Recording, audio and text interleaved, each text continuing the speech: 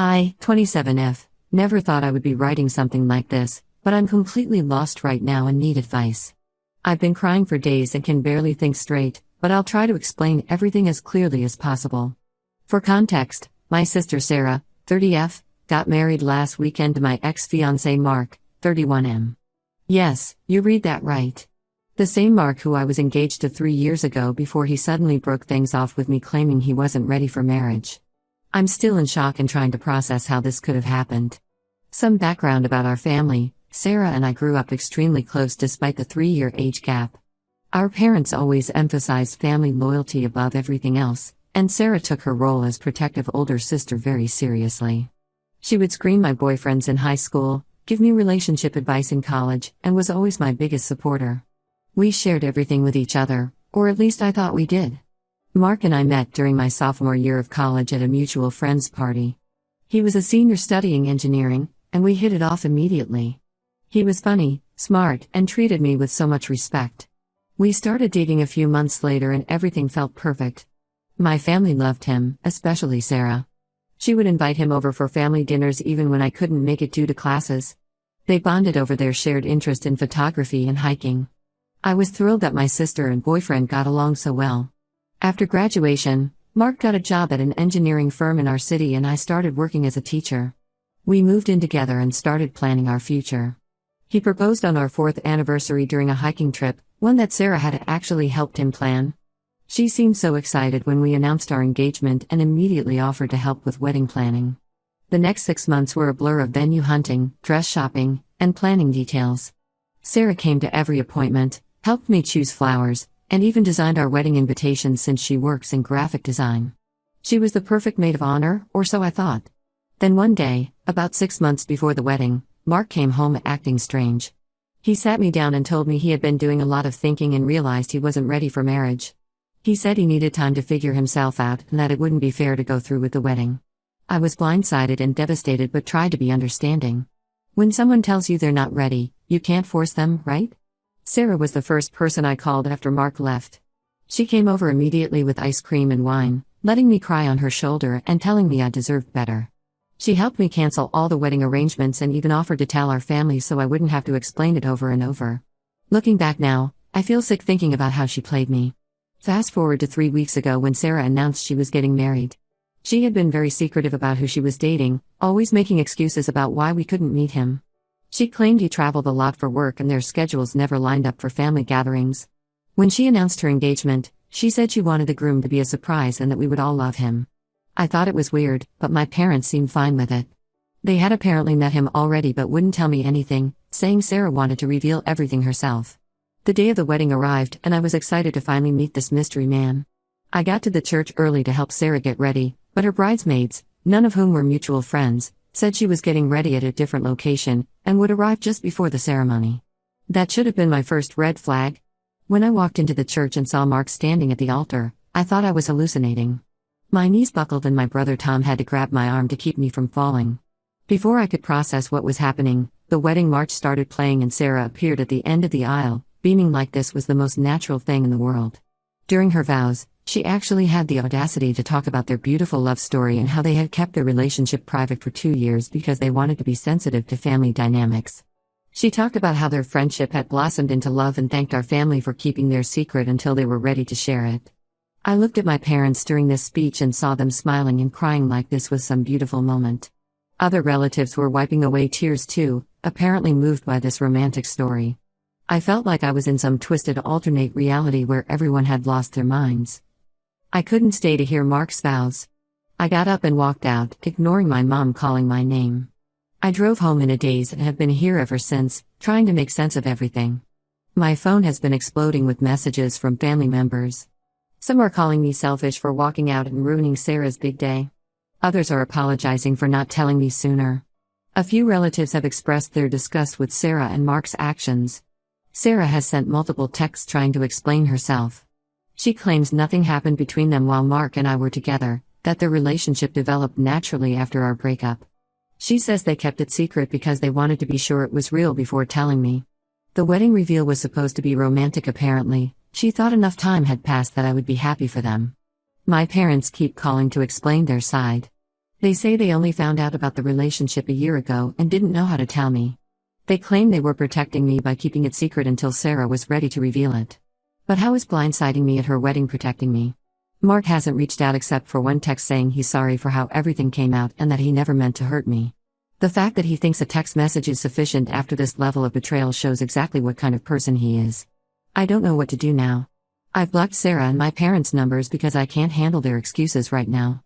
Some family members are telling me I'm overreacting and should be happy that my sister found love, even if it's with my ex. They say enough time has passed that I should be over Mark by now. But this isn't about still having feelings for Mark, it's about the betrayal by my own sister and my family's decision to help her hide it. Am I crazy for feeling this way? Should I try to forgive them? Right now, I can't imagine ever having a relationship with Sarah again, and my trust in my parents is completely shattered. How do you move forward when your entire family has conspired to deceive you? Update 1: Things have gotten significantly worse since my last post. The betrayal runs deeper than I initially thought, and I'm struggling to cope with all the new information that's come to light. After blocking Sarah and my parents, I started receiving messages from people I hadn't heard from in years. Apparently, my post reached some mutual friends who had been carrying guilt about knowing things but not telling me. What they revealed made my blood run cold. 3 different friends have come forward with information that proves Sarah and Mark's 2-year relationship story was a complete lie. Emma, who works at a local coffee shop near Mark's office, sent me security footage from their parking lot showing Sarah and Mark kissing. The timestamp shows this was 2 months before he broke off our engagement. In the video, they look comfortable with each other, like this wasn't their first time meeting secretly. Another friend, Jake, who used to work with Mark, admitted that he had seen them together multiple times during lunch breaks while Mark and I were still engaged. He said he had convinced himself they were just close friends, but looking back, their body language was clearly more than friendly. Jake apologized for not telling me sooner, saying he didn't want to ruin things without concrete proof. The most devastating revelation came from my old roommate Rachel. She confessed that she had once seen Mark's phone light up with a message from Sarah that was definitely not sisterly. This was about 4 months before our breakup. Rachel said she had confronted Mark about it, and he fed her some story about planning a surprise party for me. She believed him because Sarah had always been so supportive of our relationship. When I confronted my parents with this evidence, especially the security footage, they broke down. My mom started crying and finally admitted that they had suspected something was going on back then. Apparently, they had noticed Sarah and Mark spending a lot of time together, but when they questioned Sarah, she convinced them they were planning things for the wedding.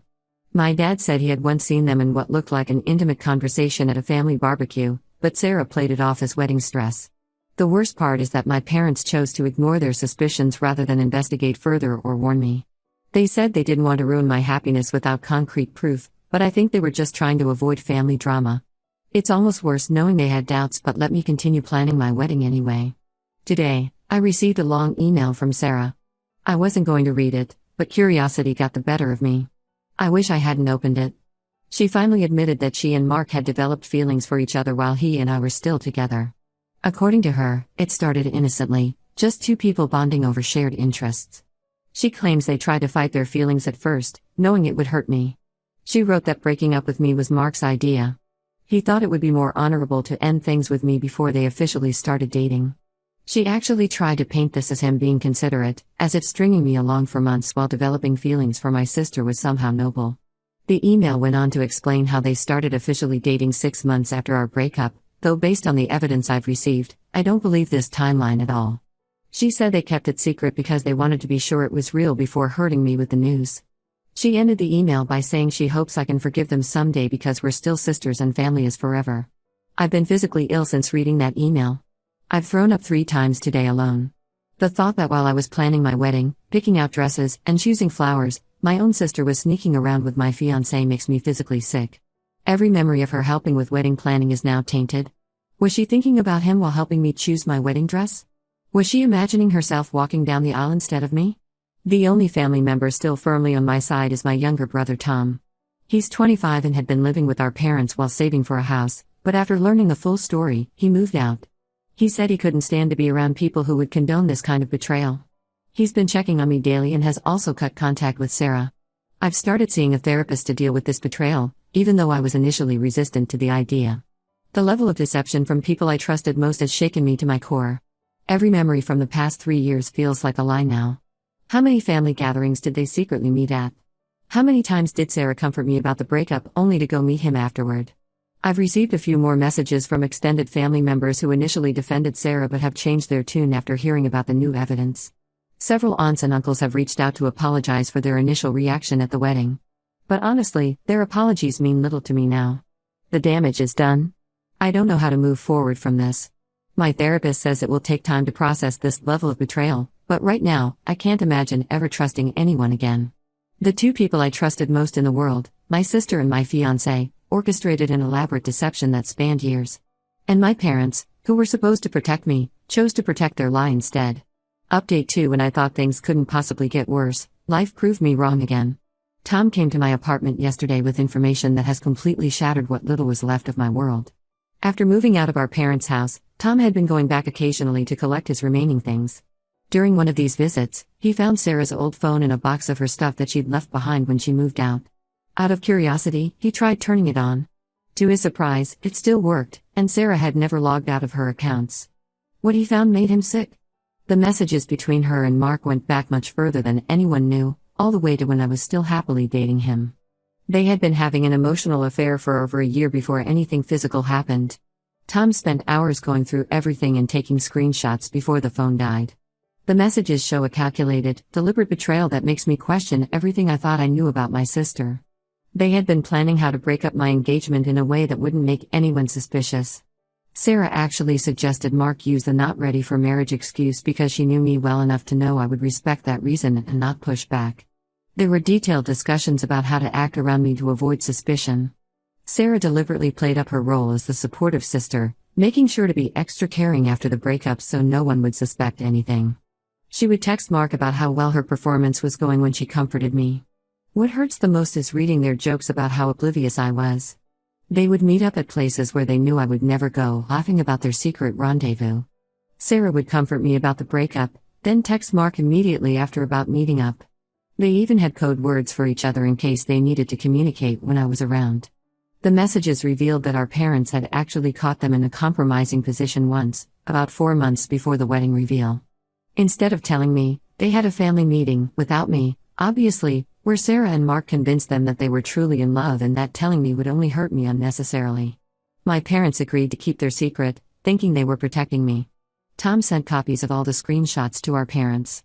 My mom called me sobbing, saying she had no idea the deception went this deep. She admitted they had suspected something but never imagined it had started while Mark and I were still together. My dad, who had always been close to Sarah, hasn't spoken to her since seeing the messages. According to Tom, he's completely devastated by her behavior. Several relatives who had been defending them have now apologized to me after seeing the evidence. My Aunt Linda, who had initially told me I was overreacting, called me in tears after Tom showed her some of the messages. She said she never would have defended them if she had known the full story.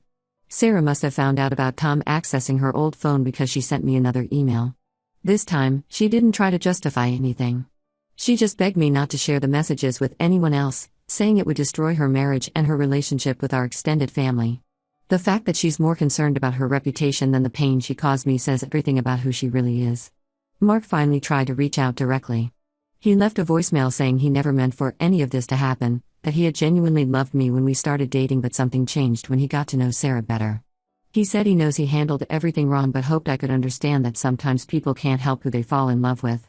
I deleted the voicemail halfway through. I couldn't stomach hearing any more of his excuses. I've decided to forward all the screenshots to Mark's parents, who had always treated me like a daughter. They deserve to know what kind of person their son really is. Sarah probably won't like that, but I honestly don't care anymore about protecting either of them. Tom has been my rock through all of this. He's the only family member I still fully trust. He said he's looking for an apartment closer to mine so he can help me through this. I don't know what I would do without him right now. Update 3: The dust has finally started to settle, though nothing will ever be the same. Sarah and Mark returned from their honeymoon to find their perfect little world crumbling around them. After the screenshots got out, most of our extended family has cut contact with them. Even Mark's parents, who I forwarded the messages to, have barely spoken to him since. My parents are barely acknowledging Sarah's existence. Mom tried to play mediator at first, suggesting family counseling, but Dad shut that down immediately. He said he can't even look at Sarah without feeling sick about how she betrayed her own sister. According to Tom, Dad has removed all photos of Sarah from their house and refuses to discuss her with anyone. Sarah showed up at my apartment last week, completely uninvited, She was crying, saying their marriage is already struggling because the guilt is eating away at them. Apparently, Mark has become distant and moody since everyone found out the truth. She said he's angry at her for keeping the old phone that had all their messages. They've been fighting constantly about whose fault it is that everything came out. She begged for forgiveness, saying she would do anything to make things right. She even offered to leave Mark if that would help repair our relationship. I just laughed at that, as if leaving him now would somehow erase years of betrayal. I told her she should have thought about the consequences before spending 2 years helping my fiancé plan how to break my heart. Then I closed the door in her face. Mark's mother called me last week. She was crying, apologizing for raising a son who could do something so horrible. She said she and Mark's father have told him they won't be spending the holidays with him and Sarah this year. They've invited me instead, but I declined. As much as I appreciate their support, being around them would bring up too many painful memories. I've moved to a different city for a fresh start. Got a job at a new school and found a nice apartment in a quiet neighborhood. Tom visits regularly. He's actually looking for jobs in this area so he can move closer. My relationship with my parents is slowly improving, though I don't think it will ever be what it was. They call regularly and have visited twice, but there's always this underlying tension. Every time I look at them, I remember how they chose to protect Sarah's secret instead of protecting me. Some extended family members have suggested I should consider forgiveness, saying life is too short to hold on to anger. But this isn't about anger anymore, it's about protecting myself from people who prove they can't be trusted. I still have nightmares about the wedding day reveal, still feel sick when I remember all those messages between them. The only silver lining in all this is that I've discovered who my true family is.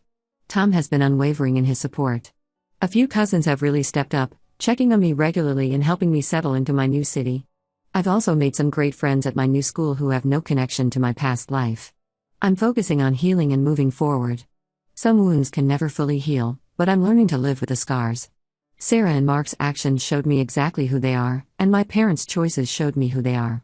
I'm choosing to surround myself with people who have proven their loyalty, not those who claim it through blood ties alone. Sometimes doing the right thing means walking away, even from family. I've chosen peace over toxic relationships, and I don't regret it for a second.